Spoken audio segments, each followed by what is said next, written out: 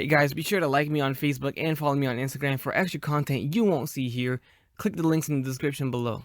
So here we have the ever so fragile Catwoman Mezco 112. I heard the stories, I've heard the nightmares of this figure.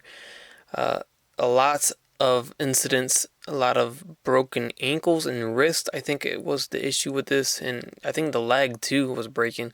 So right out of the box, she looks good, by the way. I mean, the way they sculpted the face and painted the face is the best part of the figure. And then comes the actual fabric. The suit came out pretty good, and then the articulation is not so good, but we'll get into that in a sec. Now, I do feel a lot of loose joints on her, not super loose, but you know, somewhat not your normal sturdiness for a joint. So the legs are a little loose for my liking, but they can still hold their spot, their position. It's not like it's crazy loose, so I don't want you guys to think like that. It's just, you know, see how the arm is easy to move around. It's just, it scares me, and considering all the stories about this figure. She is kind of difficult to pose too. Her ankles are very, very stiff to move forward, so I don't want to break that.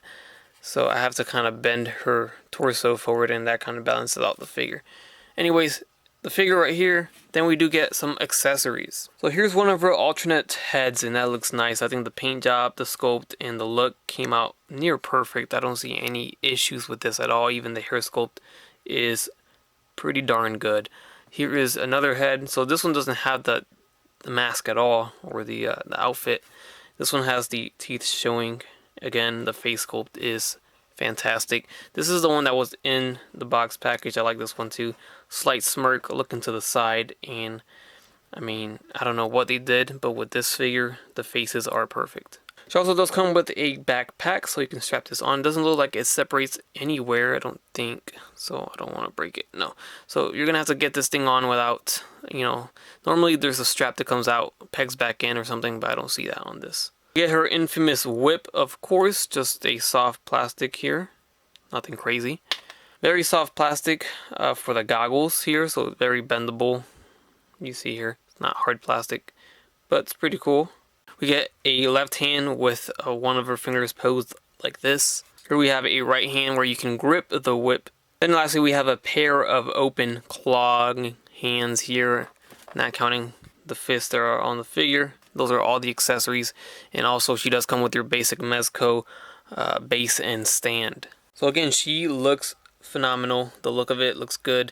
I do have a little thread coming out on the fabric here, which happens with fabric, so it's not a big deal. You just got to cut it off, and everything else looks good. So the articulation is where this figure lacks a lot, because everything else is pretty much A+ for me.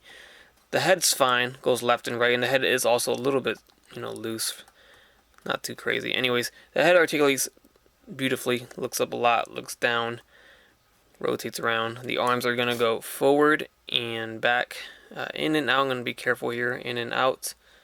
We only get a single jointed elbow, you know, and it doesn't even bend a 90-degree angle. You know, they could have easily given that more articulation. I think that is terrible, you know. We're in 2019 now, and this is not what they should be putting out for articulation. For the elbows, it's something with the female bodies. The same thing happens with Marvel Legends. They don't give them double jointed elbows when I know they can. The wrist will swivel, and it does hinge. The torso, we have a diaphragm joint that swivels here. Of course, as far as the outfit allows it to. It'll crunch forward, and it will stretch to the back a lot, so that's nice. Waist, I don't feel oh, there is a waist swivel actually. A little stiff, but it does swivel around. The legs will go forward, of course, as far as the outfit allows it to, because there is it goes to a certain extent where the outfit gets in the way, where it pulls it back, but it's still a good range here. In and out about this far. We do get thigh swivels. Double jointed? No, I think these don't even want to bend. Little bit. I've never been so careful articulating a figure ever, because I know I've seen people break their legs on these figures. It looks like it's a single jointed elbow. There's a 90-degree bend, so I guess it's okay. Could be worse. Still think they should have given it a double joint. Down to the shins, I don't think there's a boot cut. Doesn't seem to be swiveling there. The ankles don't seem to be moving forward at all. So I can't bend the forward, I can bend the back. And they do a slightly pivot, nothing too crazy, and they swivel a little bit. Very, very limited for the angles. I do like her little belt here. Very nice look. Looks like it's leather. Very glossy. I like the pouch. The pouch actually opens up. There's a hinge there, and you can see some of the stuff inside. That's very cool. Nice little, nice touch. There is how she looks with the goggles on. I'm not a big fan of how they did the goggles. I don't know. Could they have done it differently? Maybe. Maybe not. It's a very super tight fit, which is cool. You can still see through it now. I like that. That looks cool. So you see the eyes through it, and it's not too blurry or too see-through. It's a good transparency there, and it looks nice. So I think it's good. Alright, so let's get her compared to some other Mezco, starting it off with the newly released Tactical Suit Justice League version of Batman here. And you see she stands shorter, of course, should be. Get her next to the Ascending Blue PX exclusive Batman. This is how she scales next to him. Here is the Mezco Deathstroke. Mezco exclusive Batman Beyond.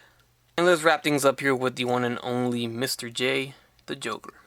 Alright guys, and that's going to do it for my review of the Mezco 112 Collective Catwoman figure. Gosh, I'm so mixed about this thing. I love it, but I don't love it at the same time. Really what kills it is the articulation. That is what kills this figure. That really not going to get her in any dynamic poses because of the lack of articulation. You can get her maybe in some things, but nothing too crazy. Not as flexible as, what Catwoman should be. You're not going to be able to get her in those very cool cat-like poses, I guess, if that's how you want to say it. So that's a shame, really is. So it's up to you. If you like it for what it is, for it to stand on your shelf like this, then it's a cop. But if it's for ACBA or making displays, some people can pull it off, but it's going to be very difficult with this one. Alright guys, that's it. Leave a like if you liked the video. Leave a comment. Subscribe if you have not done so already. And as always, have a great day. Bye.